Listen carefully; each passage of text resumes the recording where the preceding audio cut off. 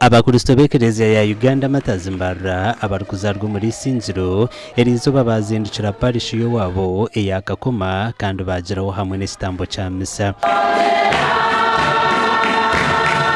Bwana mukuru wa Kakoma parishi Faza Birungi Vincent yasima abakristo aba nuko kubihanangiriza okuratara na no kushikiriza amakuru g'ekisibo. Tuwanga kurra n'ikigambo cya Ruhanga nacyo tuwanga kucyurra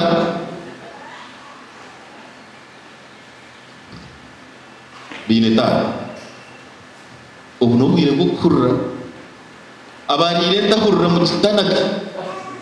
Omushija wa Ruhangugu yagambira bicariza Kristo ngo bataza kuhujira mu rugo ibintu byensi bakebwa gukora ibyembabazo mbwire bw'ekisibo. Nitwe omubiro bya Karamebi mbiro by'ekisibo mukama natushaba muturira kari ya Kristo kandi tukore ebitushemerire kuba tukora okwishyikiriza ibiragiro bya Ruhanga okwishyikiriza ebiruhanga twenza onka ekigenderwa kimwe mu bigenderwe bijye twine n'ejo kugira ngo tugarike nyuma comparisons ezitwarikiremo then nkoku amasindano ya nagamba tube muri kiri. Abakristo aba abarkwegitira mu kibina cyabe cya Isingiro Mbarara City Catholics Association bahereza y'umuganda gw'ubushaho 30 bwa siminti okuhwera parish ya Kakoma okombeka shopping mall kugiyamba abwa inkunguka y'ibine itukubaretera ubuyambo bwa leta bwa siminti burimo ne sente